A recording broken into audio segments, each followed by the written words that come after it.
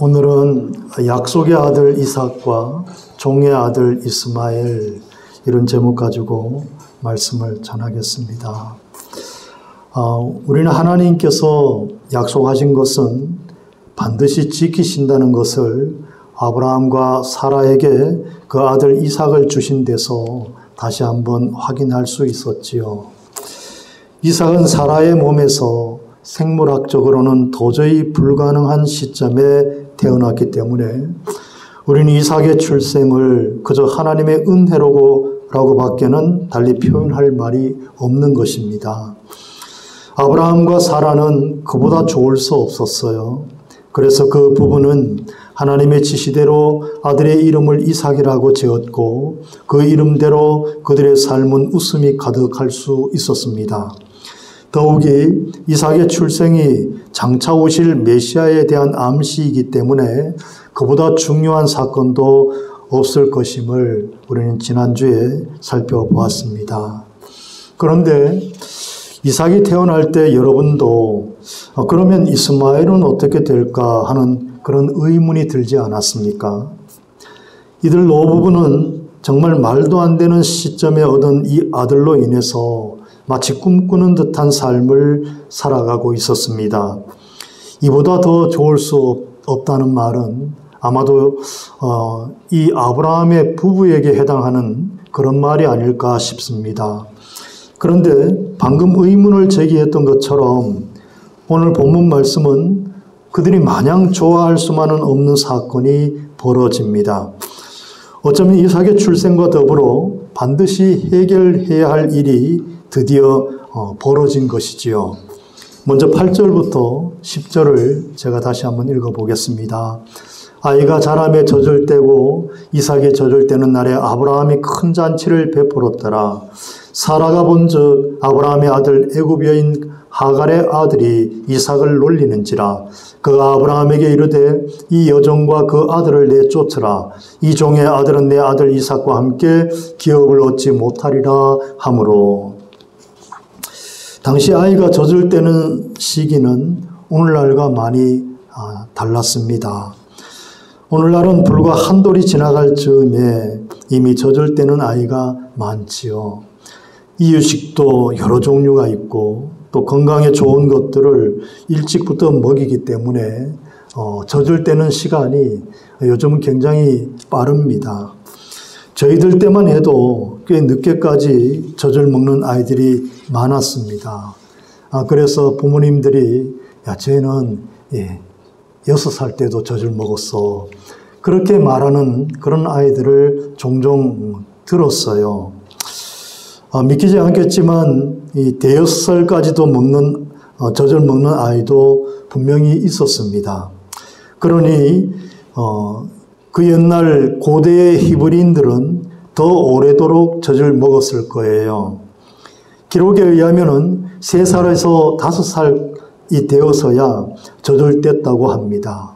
우리가 사무엘상에서도 보면은 그 한나가 사무엘의 그 젖을 떼고 난 후에 그 아이가 이제 자라서 걷고 자기의 아주 기본적인 일들은 다 할 수 있는 그런 나이가 되었을 때 하나님의 성전에 사무엘을 바친 것을 우리가 알 수 있지 않습니까? 그래서 보통 4-5살까지는 젖을 먹었다. 우리가 그렇게 추측해 볼 수 있습니다. 그래서 이삭이 4살까지 젖을 먹었다고 가정하면 그때 이스마엘의 나이는 몇 살이었을까요? 하나님께서 아브라함이 그 하갈에게서 자기 마음대로 하갈을 첩으로 얻어서 사라의 그 이제 요청에 의해서 했죠.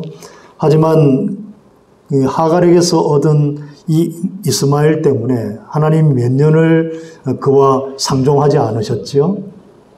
여러분 아세요?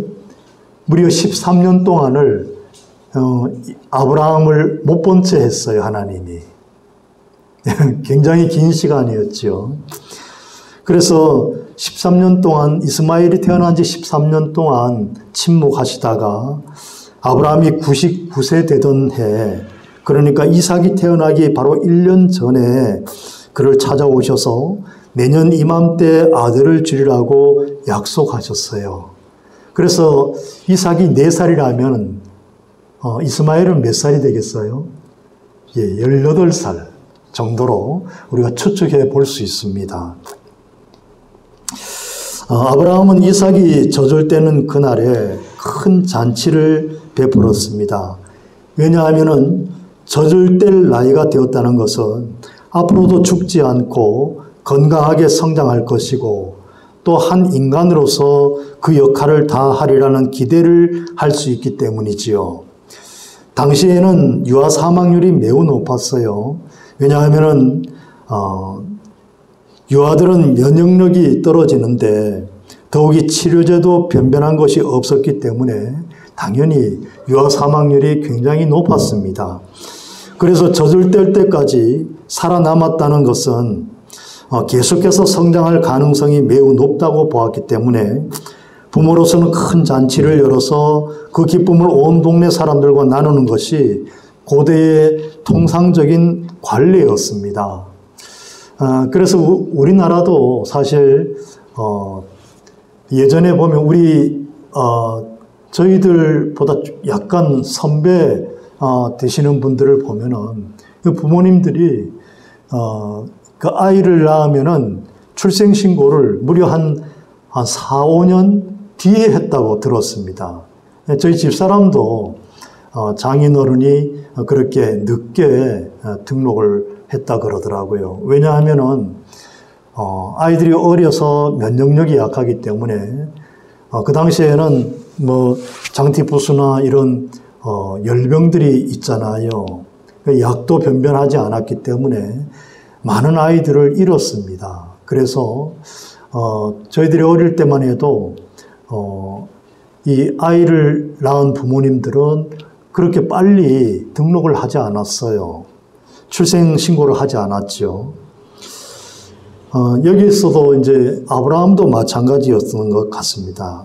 그리고 이 잔치가 아브라함 부부에게 정말 큰 의미를 가지는 것은 이삭의 출생은 그들이 꿈도 꾸지 못할 그런 불가능한 상황에서 얻은 아들일 뿐 아니라 더 정확히 말하면은 이삭이 아브라함의 기업을 이을 바로 상속자였기 때문에 그렇습니다. 이 잔치의 의미가 거기에 있기 때문에 굉장히 정말 아브라함과 사라에게는 정말 더없는 그런 기쁨의 날이기도 한 것입니다.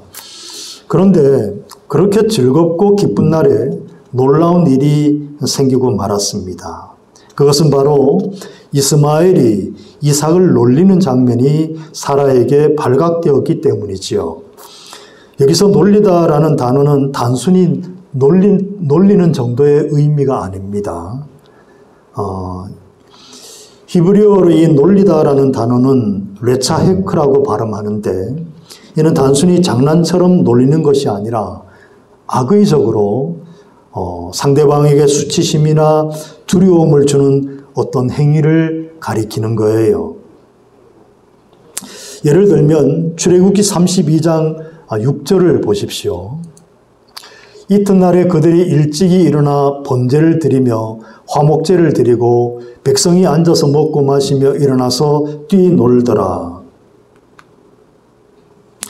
여기서 뛰놀더라는 단어가 히브리어로 레차헤크인데 이스라엘은 출애굽한 후에 모세가 시내산에 오른 뒤에 빨리 내려오지 않자 금송아지를 만들어 놓고 그 금송아지에게 경배한답시고 한판 뛰어놀았습니다. 그때 이제 그 뛰어놀다라고 하는 단어가 레차헤크예요. 그런데 그들의 이런 행위는 하나님을 진노하게 했습니다. 왜냐하면 그들의 행위는 명백히 우상숭배였고 또 하나님을 무시하고 하나님을 수치스럽게 만드는 그런 행위였기 때문입니다. 또 사사기 16장 25절도 보십시오. 그들의 마음이 즐거울 때에 이르되 삼손을 불러다가 우리를 위하여 제주를 부르게 하자 하고 옥에서 삼손을 불러내매 삼손이 그들을 위하여 제주를 부리니라. 그들이 삼손을 두 기둥 사이에 세웠다. 이렇게 되어 있지요. 여기서 제주를 부리다라는 단어가 히브리어로 바로 레차헤크입니다. 오늘 본문에 놀리다라고 하는 단어이지요. 블레셋 사람들이 삼손을 붙잡아 눈을 빼버린 뒤에 노예로 삼고 그것도 모자라서 자기들의 이 잔치에 제주를 부리게 한 것인데 제주를 부린 삼손의 명예는 땅에 떨어졌고 그로 인해 모든 것이 끝났다는 것을 의미하기 때문에 여기서 레차헤크, 이 본문에 놀리다라고 하는 이 단어는 악의적으로 핍박하다라는 뜻으로 사용된 거예요. 그뿐이 아닙니다. 여기에 대해서 바울 사도가 이 단어를 핍박하다라는 뜻으로 해석을 했는데 갈라디아서 4장 29절을 한번 볼까요? 그러나 그때에 육체를 따라 난 자가 성령을 따라 난 자를 박해한 것 같이 이제도 그러하도다. 이 육체를 따라 난 자가 누구죠? 이스마엘이지요. 성령을 따라 난 자는 누구예요? 이삭을 가리킵니다.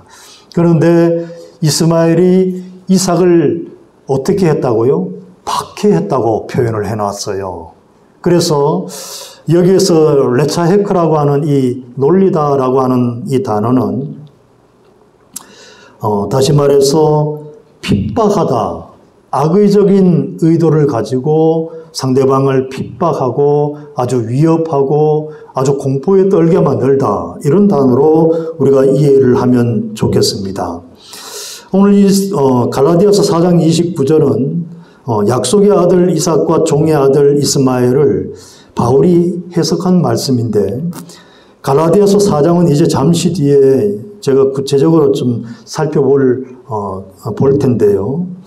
여기서는 이제 본문에 놀리다라는 단어 레차헤크가 단순히 장난을 치기 위한 행위가 아니라 악의적인 목적을 가지고 수치스럽게 하거나 핍박하다는 의미를 가졌다는 것을 밝히면서 그만큼 이스마엘의 행위는 사라로서는 절대 유야무야 넘어갈 수 없을 뿐 아니라 용서할 수 없는 그런 사태라는 것을 우리가 그렇게 깨닫도록 그렇게 전해주는 이 단어예요. 이 상황이 그런 상황이라는 거죠. 그래서 사라는 아무래도 이 상황을 종의 아들인 이스마엘이 적자인 이삭의 출생으로 인해 그동안 마음에 품고 있던 분노와 원망감을 밖으로 드러냈다고 본 것 같습니다. 물론 이스마엘의 마음을 이해하지 못하는 것은 아니에요. 그는 분명히 화가 났을 거예요. 이삭이 태어나지 않았을 때는 전혀 생각지도 못했던 일이 현실이 되었고 그만큼 이스마엘은 화제의 중심에서 멀어져만 갔습니다. 그는 자연히 자신의 자리를 뺏겼다는 생각이 들었을 것이고 그로 인해 원망과 분노는 깊어만 갔을 것입니다.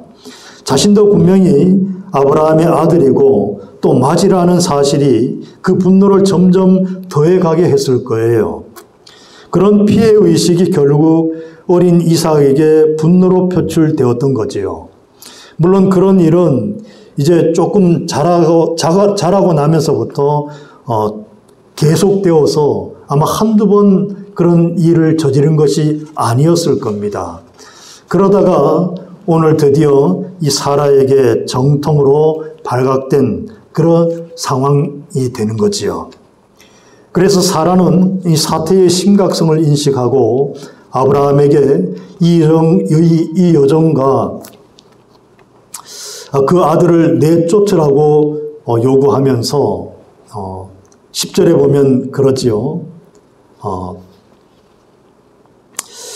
그러면서 왜 그렇게 내쫓아야만 하는지 그 이유를 덧붙이는데 그 이유가 굉장히 중요해요. 그 이유가 바로 10절 후반부에 나오는 것처럼 이 종의 아들은 내 아들 이삭과 함께 기업을 얻지 못하리라는 것입니다. 우리는 보통 그런 일로 아브라함의 아들인 이스마엘을 쫓아내기까지 하는 것은 좀 지나친 것 아닌가 이렇게 생각할 수 있습니다. 하지만 고대 근동 지역에서는 그것이 부당한 처사가 아니었습니다. 왜냐하면 아브라함과 같은 시대의 함무라비 법전과 같은 고대 법전을 보면은 그때 이미 여종에게서 태어난 아들도 본부인의 아들과 함께 유산을 상속할 수 있었기 때문이에요. 그렇게 되면은 이 사라가 생각하기에는 분명히 뭔가 잘못되었다는 거예요. 뭐가 잘못되었습니까? 사라는 아브라함이 과거에 창세기 15장에 보면은 아브라함이 엘리에셀에게 그 종이지요. 종에게 상속자, 그 자기 기업을 물려줄 상속자를 바로 이 엘리에셀로 정하는 이야기가 창세기 15장에 나왔는데 우리가 이미 알고 있지요. 근데 아브라함은 그때 그 이야기를 이 사라에게 분명히 했습니다. 그래서 사라는 자기 기억에 이 분명히 그 하나님의 그 약속이 아브라함에게 한 이 약속이 분명히 뭔가 잘못된다는 것을 이 이스마엘의 행위를 통해서 알게 된 거예요. 위기감을 느낀 거죠. 그때 아브라함이 이 종 엘리에셀을 상속자로 삼으려고 할 때 하나님께서 나타나셔서 약속한 것이 있는데 뭡니까? 창세기 15장 4절을 보십시오. 창세기 15장 4절에 보면은 여호와의 말씀이 그에게 임하여 이르시되 그 사람이 내 상속자가 아니라 내 몸에서 날 자가 내 상속자가 되리라 하시고, 하나님은 분명히 아브라함의 상속자는 누구라고 하셨어요? 아브라함의 몸에서 날 자라고 하셨어요. 그 말은 아브라함이 사라에게 이야기할 때 당신과 나에게서 나의 사이에 나는 아들이 있대 라고 분명히 말한 거예요. 사라는 그 말을 분명히 기억하고 있었고 또 이 상황이 그 약속이 분명히 뭔가 틀어진 그런 느낌을 사라는 받았던 것이지요. 그래서 사라는 하나님의 약속을 근거로 해서 이삭의 상속자됨을 주장할 뿐 아니라 아울러 당시에 법적으로도 이 고대 근동의 이 법적으로도 이 문제를 분명히 매듭짓고자 분명히 매듭지어야 하잖아요. 그렇게 하기 위해서 여종 하갈도 함께 내쫓으라고 요구하는 거예요. 근데 이 하갈을 내쫓으라고 하는 데에는 이 법적인 용어가 사용된 거예요. 이 내쫓다라고 하는 단어는 단순히 그냥 몸만 내쫓는 게 아니에요. 여기에 무슨 의미가 있느냐 하면은 법적인 용어로 이혼하다라고 하는 그런 말이 의미가 담겨 있는 겁니다. 그래서 여종 하갈이 법적으로 얻은 첩이라는 신분을 이혼을 통해 해지시킴으로써 법적인 유산 상속을 막으려고 한 거예요. 아주 법적으로도 명확히 하려고 사라가 굉장히 똑똑하죠. 그리고 그 목적을 위해서는 단호하기도 한 그런 여자였어요. 굉장하죠. 안 그랬다면은 어떻게 이삭을 아브라함의 상속자로 지켜냈을까? 아브라함으로서는 못했을 거예요. 분명히 그랬을 겁니다. 그런데 아브라함에게는 참 하나님이 정해주신 그냥 정말 돕는 배필이 이 사라가 있었던 거예요. 정말 중요한 역할을 사라가 해냅니다. 그래서 부부는 이렇게 중요한 역할을 하도록 서로에게 없는 것을, 약점을 이렇게 보완해주고 지켜주고 그렇게 해서 가정을 지키도록 하나님의 유업을 지켜내도록 하는 데에 이 부부의 정확한 의미가 있는 겁니다. 결혼 제도가 바로 그런 거지요.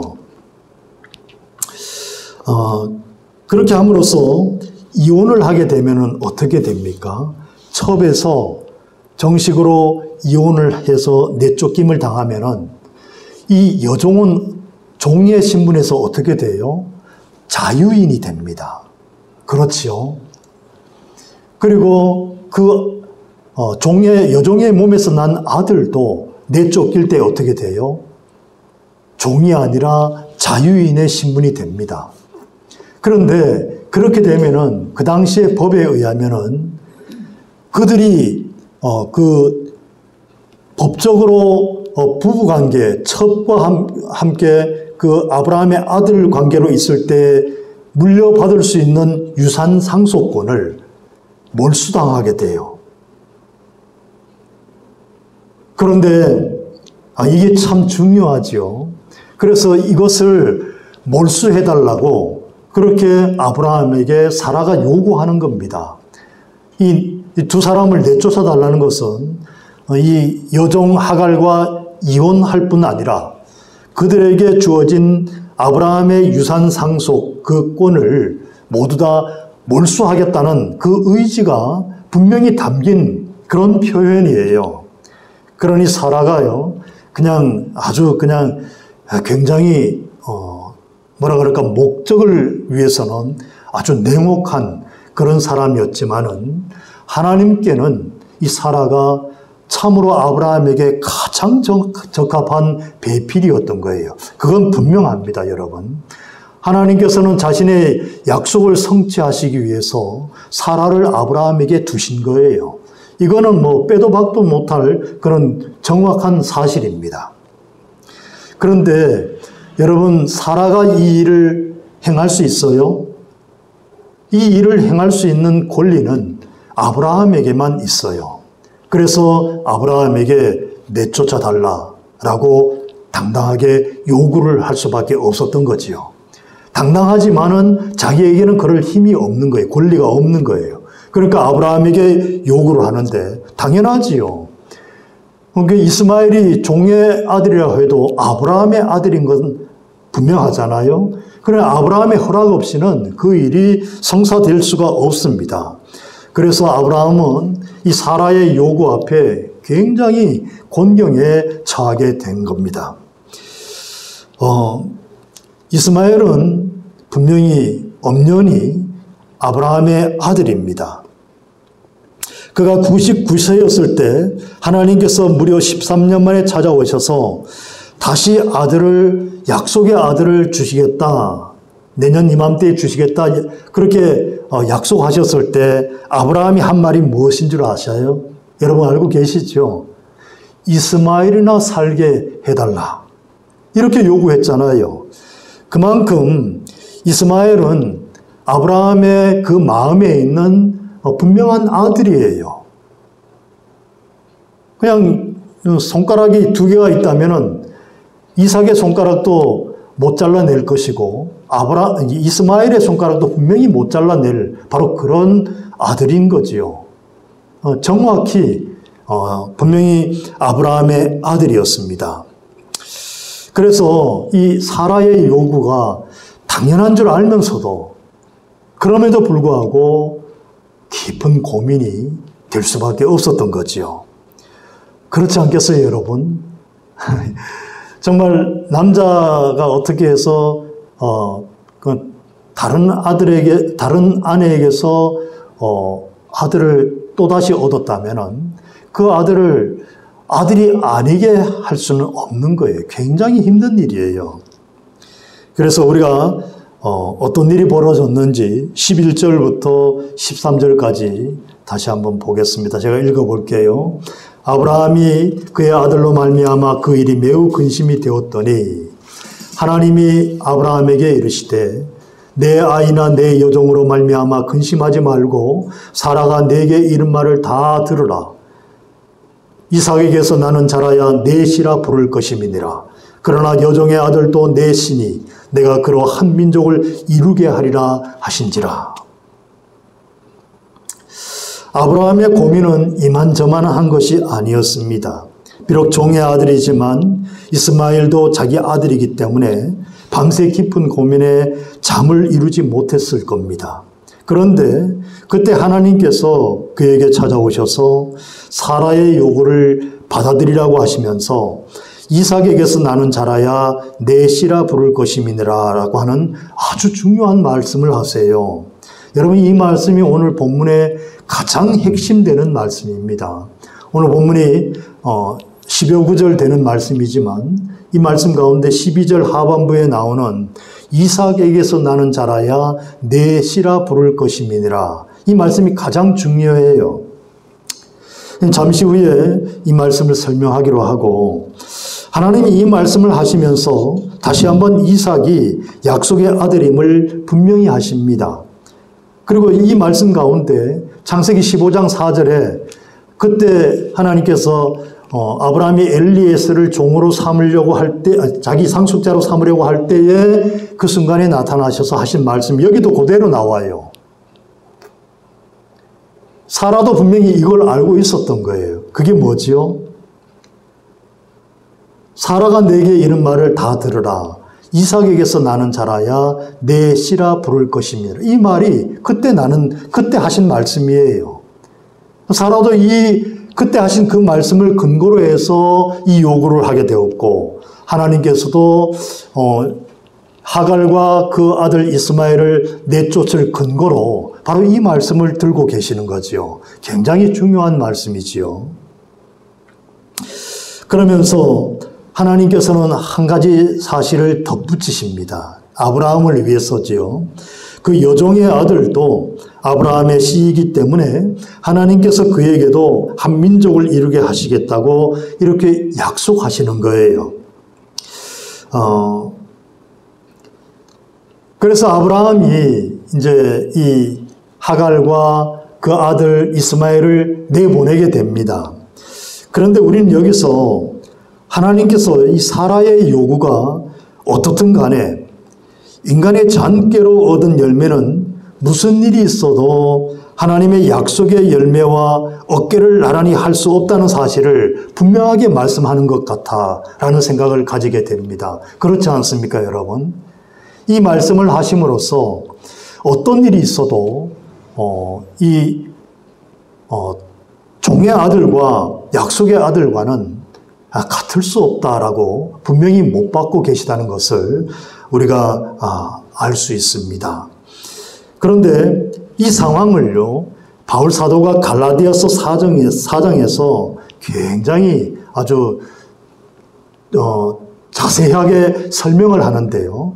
어떤 상황으로 설명하는지 여러분 한번 들어보실래요? 갈라디아서 4장 24절, 25절을 볼까요?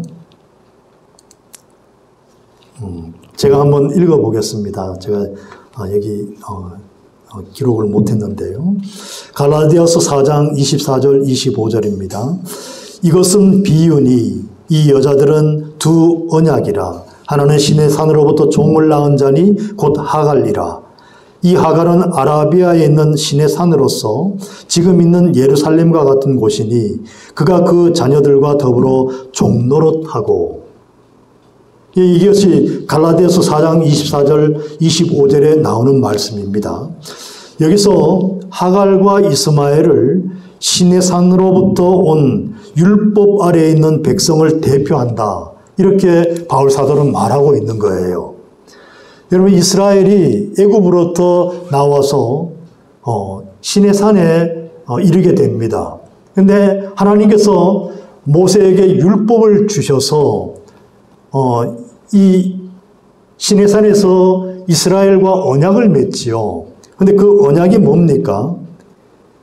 너희들이 이 온 율법을 지키면은 하나님의 백성이 되리라는 그 약속이었어요.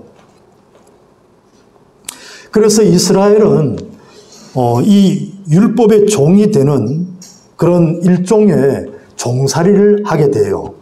물론 이 율법은 하나님께서 그들에게 정말 하나님을 볼 수 있는 그 길을 주시기 위해서, 그들에게 거룩함을 요구하시기 위해서, 그 거룩함의 길을 걷게 하기 위해서 이 율법을 주셨음에도 이스라엘은 이 율법을 그런 의미로 이해하지를 않았습니다. 이스라엘은 이 율법을 통해서 자신들의 그런 선민됨을 이 세상에 드러내게 하려고 얼마나 길을 썼는지 모릅니다. 그래서 결국은 그들은 율법의 종노릇하는 그런 결과로 이어지게 되는데요. 이 율법은 그들이 잘못 이해했을 때는 결국 하나님의 이 거룩함을 쫓아가는 그 길이 아니라 결국은 그들이 이 율법의 종로로 타는 그런 짐이 되는 그런 결과를 초래하게 된 것이에요. 율법은 여러분, 그 율법을 지키면 지킬수록 정죄감에 사로잡히게 되고요. 또 실패감만을 안게 됩니다. 그래서 인간의 계획과 노력에 의해서 낳은 아들 이스마엘은 하나님 앞에서 스스로를 의롭게 만들어 보려는 인간의 모든 노력과 율법을 지킴으로 하나님과 바른 관계를 정립해 보려는 인간의 모든 노력을 바로 이 종의 아들 이스마엘이 바로 그걸 대표하고 있는 거예요. 그런 사람들을 대표하는 거지요. 바울 당시에도 마찬가지입니다. 유대교는 항상 이것을 근거로 해서 행동하고 생각했어요. 그러다 보니까 그들은 언제나 정말 자신들만이 구별되었다, 선민이다 라고 하는 이런 의식 속에 사로잡혀서 다른 사람들을 아주 하대하는, 자기만 율법을 정말 잘 지키는 자기만 뛰어난 그런 존재라고 여기고 다른 사람들은 늘 얕보는 그런 자세를 취하게 된 것이지요. 그런데 여러분, 정말 아이러니하게도 기독교에도 이런 생각들이 참 많습니다. 그리스도인들도 이런 율법에 갇혀서 정말 율법의 종로로 타는 그런 인생을 사는 사람들이 부지기수라는 사실을 여러분도 분명히 기억해야 합니다. 왜냐하면 여러분이 깨어있기 위해서는 그 사실을 분명히 알 수밖에 없는 거예요. 바울은 계속해서 갈라디아서 4장 26절에서 이렇게 말합니다. 오직 위에 있는 예루살렘은 자유자니 곧 우리 어머니라. 그러면서 28절에서도 형제들아 너희는 이삭과 같이 약속의 자녀라 이렇게 선포를 합니다. 이삭과 사라는 이제 앞에서 말한 이 종의 그 아들과 대조가 되어서 여기에서는 스스로는 생산을 할 수 없지요. 이 사라는 자기 스스로는 이삭을 낳을 수 없는 그런 몸이었습니다. 그럼에도 불구하고 하나님의 그 은혜로만 자기는 생산할 수 있었다. 그럼으로써 하나님의 모든 것이 하나님의 은혜라고 그렇게 시인할 수 있는 바로 그런 사람들을 대표하는 사람이에요. 하나님의 은혜를 두 손 벌려 정말 자기는 아무것도 그런 어떤 자격이 없지만은 하나님이 주신 그 은혜를 두 손 벌려서 넙죽 감사하며 받아들이는 바로 그런 사람들을 자기의 공로나 자기의 의를 내세우지 아니하고 오직 하나님의 은혜임을 앞세우는, 그래서 감사하는 그런 사람들을 대표하는 것이 바로 여기에 나오는 이삭과 사라입니다. 다시 말해서 이들은 우리 주 예수 그리스도의 십자가를 통해서 하나님께서 약속하신 것들을 그것을 선물로 받는 사람들이에요. 그렇지 않습니까, 여러분? 이삭과 사라가 대표하는 것은 바로 참된 그리스도인들을 의미하는 거예요. 그래서 자기의 죄를 회개하고 자기를 위해 죽으신 분에게 믿음 가운데 자기의 생애를 온전히 맡기면서, 그러면서 하나님께서 그들에게 덧입혀 주시는 그 의의 옷을 가장 그냥 이 세상에서 그 어떤 것도 바꿀 수 없는 선물이라고 여기면서 받는 사람들인 거지요. 이게 바로 이삭과 사라가 대표하는 바로 믿음의 사람들인 것입니다. 그렇게 되면은 우리에게는요, 그리스도 예수로 말미암아 주어진 하나님의 의로 인해서 이 율법에 갇혀 있는 그 모든 삶에서 해방되는 거예요. 그것이 바로 종살이에서 진정으로 자유하게 되는 것을 의미합니다. 그리고 마지막으로 바울은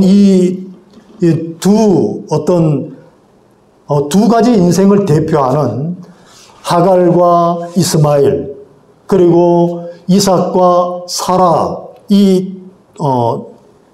두 가지 인생에서 이 서로는 절대 어울릴 수 없고 섞일 수 없다는 것을 분명하게 말씀하고 있는데요. 그게 바로 29절에 갈라디아서 4장 29절에 하는 말인데요. 한번 보십시오. 들어보십시오. 그러나 그때의 육체를 따라 난 자가 성령을 따라 난 자를 핍박한 것 같이 이제도 그러하도다. 여러분, 굉장히 정말 살 떨리는 말씀이에요, 이게. 여러분, 오늘날도 이 사실은 여전히 고스란히 오늘날에도 이 사실은 모든 인생들을 대표합니다. 하나님을 믿지 아니하는 사람과 또 하나님을 믿는 사람들과의 그 관계가 바로 이 말씀이 규정해 놓은 대로 그대로 이루어지고 있는 거예요. 아직도 교회에는 율법을 준수함으로 하나님의 인정을 받으려 하는 사람들이 있지요. 그렇습니다. 아직 이 복음이 뭔지를 모르는 사람들이 교회 안에도 있다는 말이에요. 바울이 사역할 때 지금으로부터 2000년 전에만 그런 사람들이 있었던 게 아니에요. 교회 안에. 오늘날에도 여전히 교회 안에 이 율법을 지킴으로써 하나님의 의를 이루려고 하는 사람들이 여전히 있다는 사실이에요. 그래서 바울 사도가 갈라디아 교회에 이 말씀을 기록한 것 아니에요? 그런데 이렇게 율법을 통해서 그 하나님의 의를 이루려고 하는 사람이 있다면은 그것은 복음의 자유와 능력을 부정하게 되는 겁니다. 그렇지 않습니까, 여러분? 여러분, 그런 사람은 성령의 능력을 의심하게 되는 거예요. 성령께서 우리에게 내주하심으로 우리는 영원한 진리 가운데 늘 그 진리를 따라 살아가게 됩니다. 그것이 그리스도인들의 삶이에요. 성령에 의해서 진리를 분별하고 하나님의 뜻을 늘 분별하고 살려고 하는 것이 참된 그리스도인의 삶의 자세가 아닙니까? 그런데 율법에 의해서 그걸 지킴으로써 하나님의 의를 이루려고 한다면은 그것은 정확히 복음과 반대되는 거예요. 이런 인간의 이 죄된 본성은요, 여전히 변함이 없습니다. 우리가 신자가 되어도 마찬가지예요. 우리가 주님의 말씀에 근거해서 살려고 부단히 애를 쓰지 않는 한은 우리는 늘 이런 우에, 정말 이 염려스러운 일에 늘 빠질 수 있는 그런 사람들이지요. 우리는 자주 내가 모든 것을 할 수 있다, 내가 이루어낼 수 있다 라고 생각을 하고 있습니다. 실제로 우리는 자기 영광을 구하기 위해서 신앙생활 가운데서도 그런 모습을 자주 드러내요.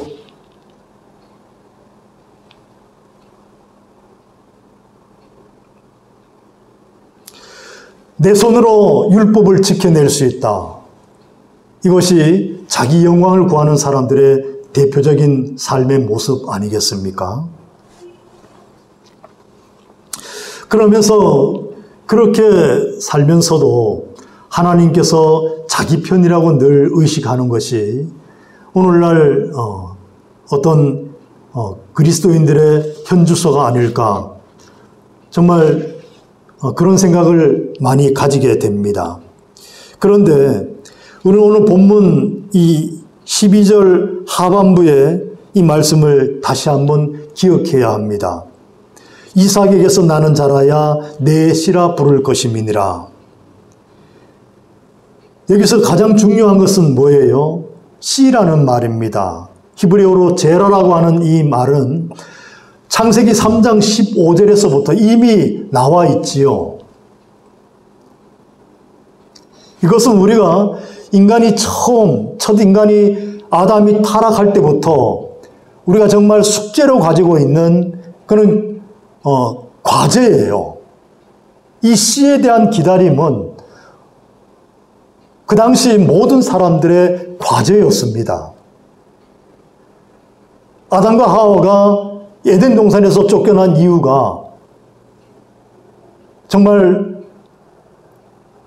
하나님 앞에 자신의 교만함을 드러내었을 때 그들이 세상에 온전히 내쫓김을 당하게 되었는데요. 그런데 그때 그들이 온전히 바라볼 수 있는 유일한 소망은 바로 이 씨였어요. 여인의 후손.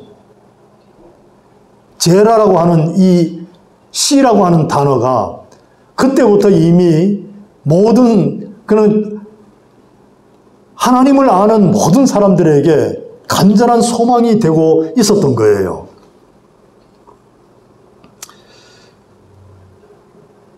그렇다면은 이 뱀의 머리를 깨고 우리에게 정말 하나님의 영광을 되찾아줄 그 씨가 누굴까요, 여러분? 여기서 하나님이 이삭에게서 나는 자라야 내 씨라 부를 것임이라 이렇게 말씀하신 이유가 뭘까요? 야, 이삭이 내 씨야 라고 말하지 않았어요. 이게 굉장히 중요해요. 하나님께서 아브라함에게 야, 이삭이 내 씨야. 그러니까 이삭을 놔두고 이스마엘은 내쫓아야 돼. 이렇게 말씀하지 않으셨어요. 하갈과 이스마엘을 내쫓는 근거로 이삭에게서 나는 자라야 내 씨라 부를 것임이니라. 이 말씀을 하신 것은 이 씨가 아직 태어났다는 말이에요? 아직 태어나지 않았다는 말입니까? 아직 태어나지 않았다는 말이에요. 그래서 이 씨는 아담 때에 이미 말씀하신 여인의 후손, 바로 그 제라라고 하는 그 씨를 가리키는 말입니다. 그렇다면 이삭은 그 씨가 이 땅에 올 통로에 불과하다는 거죠. 그러나 이삭이 중요한 것은 그 씨를 암시하기 때문에 중요한 거예요. 사탄의 권세를 깨뜨리고 우리 인간에게 정말 하나님의 영광을 회복시킬 그 씨가 오실 통로가 바로 이삭이기 때문에 하나님이 이삭을 아주 중요하게 여기고 계시는 것입니다.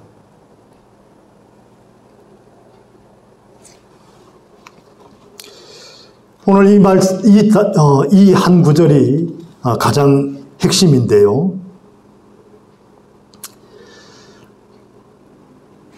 이처럼 하나님께서 이스마엘과 하갈을 내쫓으면서까지 이삭을 지켜내시는 이유는 바로 여기에 있는 거예요. 이삭이 오실 우리 주 예수 그리스도, 오실 메시아를 암시하고 있기 때문입니다. 이 말은 이 갈라디아서에서 인용하고 있는 이 말을, 그리고 오늘 본문에서 이 아브라함에게 하나님께서 하시는 이 말씀은 분명히 오늘을 살아가는 이 땅의 사람들에게, 그리스도인들에게 정말 두 인생이 있다. 그 인생은 이스마엘로 대표되는 종의 인생과 이삭으로 대표되는 약속의 아들로 이삭으로 대표되는 이 약속의 아들, 이렇게 두 인생을 그리고 있는 거지요. 근데 이 두 인생은 결코 겹칠 수가 없어요. 함께 혼자 할 수가 없는 거예요. 그것을 하나님께서는 분명히 하라고 그렇게 오늘 이 말씀을 우리에게 하고 계십니다. 이렇게 해서 하갈과 이스마엘은 떠나지 않으면 안 되게 되었습니다. 물론 저는 이 하갈과 이스마엘의 내쫓김을 어떤 하나님을 의지하지 않고 믿지 않는 사람의 멸망으로까지 그렇게 비교하고 싶지는 않습니다.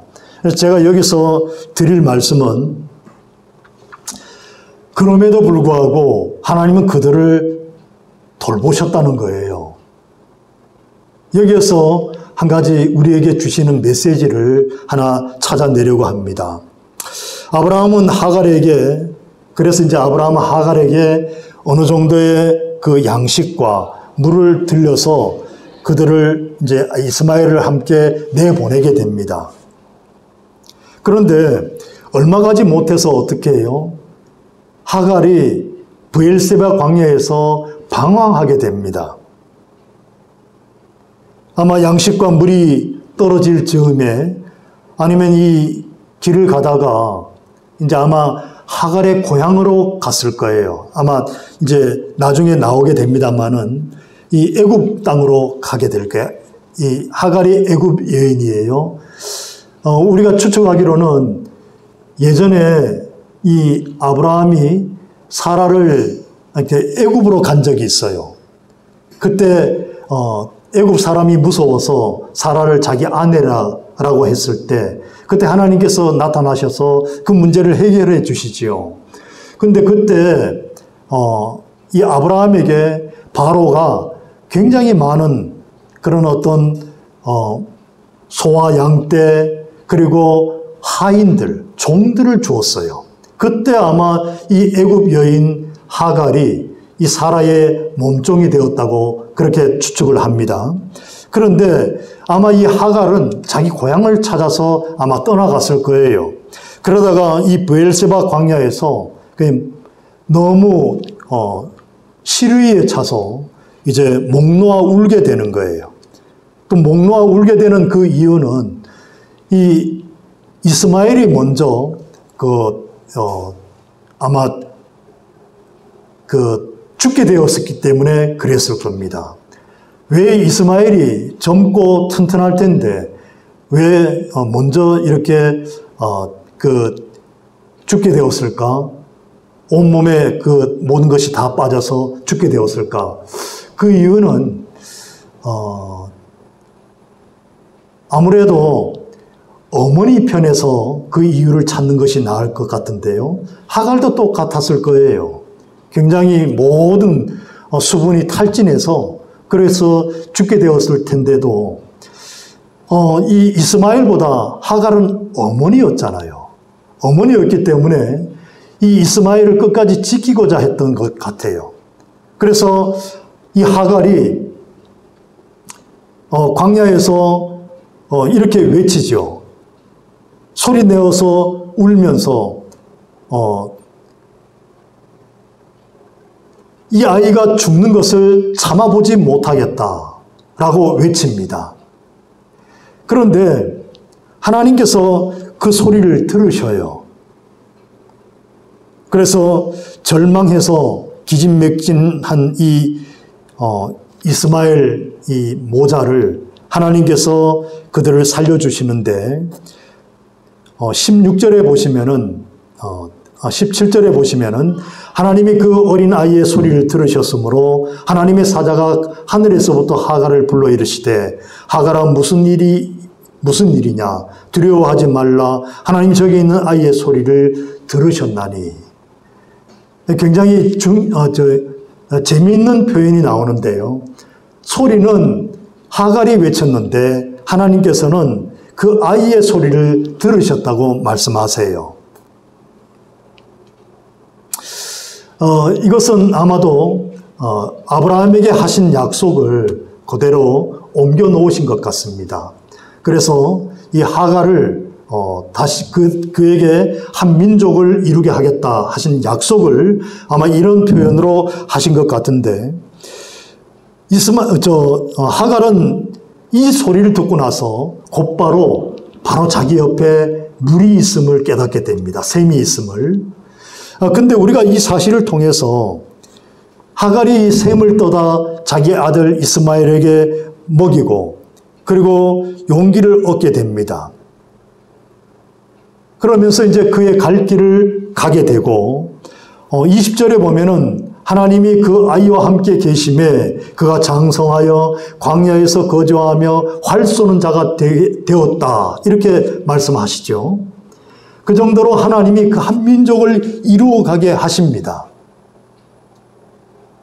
근데 우리는 이 사건을 통해서 하나님이 우리에게 과연 무슨 메시지를 주실까 하는 생각을 해보게 되는데요.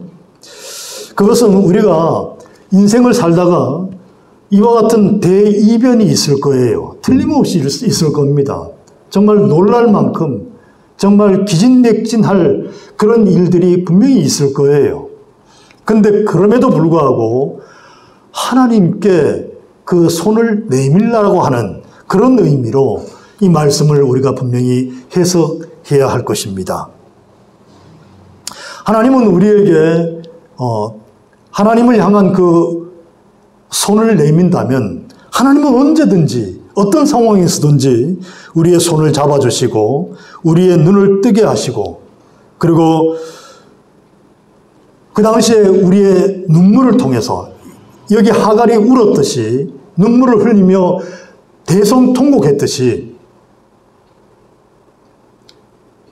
우리의 어려움 앞에서도 우리도 분명히 눈물을 흘리고 하나님 앞에 호소할 때에 하나님은 그 눈물을 통해서 하나님이 우리에게 예비하신 것을 분명히 보게 하실 것입니다.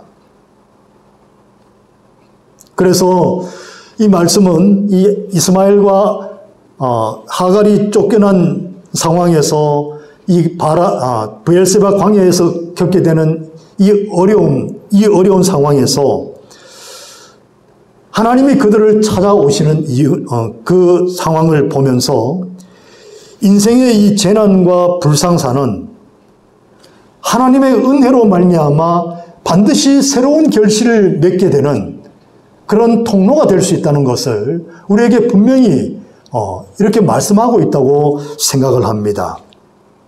사랑하는 교회 여러분, 오늘 이 약속의 아들 이삭과 종의 아들 이스마엘을 통해서 하나님은 우리에게 너희도 분명히 내 약속의 아들이다 라고 말씀하심을 여러분 분명히 들을 수 있기를 바랍니다. 하나님께서 이삭에게만 이런 말씀을 하신 것이 아니고요. 이삭에게서 나는 자라야 내 씨라 부를 것임이니라 하는 이 말씀을 우리에게는 분명히 이루셨어요. 우리 주 예수 그리스도로 말미암아 이 모든 이삭에게 주신 이 약속, 아브라함에게 주신 이 약속을 성취하셨습니다. 그래서 우리는 이미 하나님의 아들인 거예요. 하나님 나라의 상속자인 거예요. 우리는 그 씨를 이제 오실 거라고 바라보는 그런 존재가 아니라 이미 오신 바로 그분을 날마다 그분과 함께 동행하는 그런 자격을 갖춘 사람들이에요. 우리가 어떤 자격이 있어서 갖춘 것이 아니라 하나님께서 독생자를 통해서 우리에게 이미 주셨기 때문에 우리는 이 자격을 갖추고 있는 겁니다. 그렇다면 여러분, 이스마엘과 하갈이 내쫓김을 당한, 그래서 브엘세바 광야에서 죽을 수밖에 없었던 그 상황에서 하나님이 그들을 건져내신 모습에서 우리는 약속의 아들이기 때문에 우리에게는 율법의 그 종의 아들의 모습이 같이 있어서는 안 된다는 것을 우리는 분명히 알아야 한다고 생각합니다. 분명히 우리 인생에는 이런 율법의 종의 그런 인생이 같이 겹쳐서는 안 되는 거예요. 우리가 누군지를 분명히 아는 것이 얼마나 중요한지 모릅니다. 그래서 우리도 우리 주님을 따라서 그 인생길을, 그리스도인의 인생길을 걸어갈 때 우리는 이 사실, 우리가 하나님 나라의 상속자임을 분명히 알고 그 길을 걸어가야 하겠고요. 또 한 가지는 우리가 가는 길에는 반드시 고난이 오게 됩니다. 고난과 아픔과 또는 이런 이삭과 이스마엘과 하갈에게 있었던 이런 대이변과 같은 그런 일들이 종종 있을 수 있어요.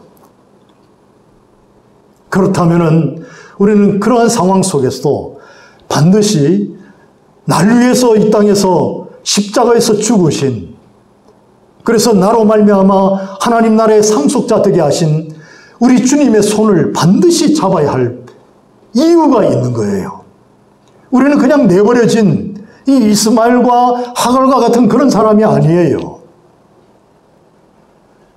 우리는 결코 이 땅에 내버려진 그런 사람들이 아닙니다. 우리의 정말 우리의 부모님도 계시지만 그 너머에 우리의 아버지 되신 하나님이 계시다는 사실을 여러분 잊지 마십시오. 그 일을 만드신 우리 주님을 결코 잊어서는 안 되는 거예요. 그래서 우리가 어떤 상황에 처하든지 우리가 고난에 있을 때에는 우리 주님께서 나와 함께 하심을 늘 잊지 않는 것, 이것이 오늘 본문이 우리에게 주는 가장 중요한 메시지라고 믿습니다. 여러분도 이와 같은 약속의 아들임을 잊지 마시고 여러분의 삶에서 단단히 이 약속을 굳게 붙잡고 나아갈 수 있기를 간절히 축원합니다. 기도하겠습니다. 하나님, 오늘 이 약속의 아들 이삭과 종의 아들 이스마엘의 이야기를 통해서 정말 우리가 이 세상 누구보다도 소중한 그런 하나님의 약속의 아들이라는 사실을 다시 한번 상기해 봅니다. 물론 저희들의 길에 어려움이 있을 수 있지요. 그리스도인으로 산다는 것은 고난을 피할 수 없다는 것과 같기 때문에 그렇습니다.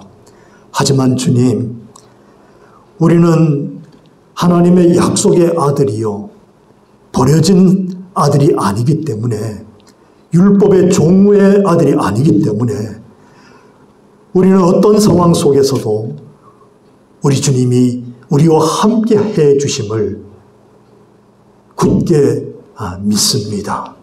그래서 저희들의 삶 가운데 우리 주님이 우리의 모든 길을 인도하시기 위해서 성령님을 보내주셨다는 사실, 그 사실을 늘 기억하고 성령님과 늘 동행하는 우리 선한 이웃교회가 되기를 이 시간 또한 간절히 바라고 원합니다.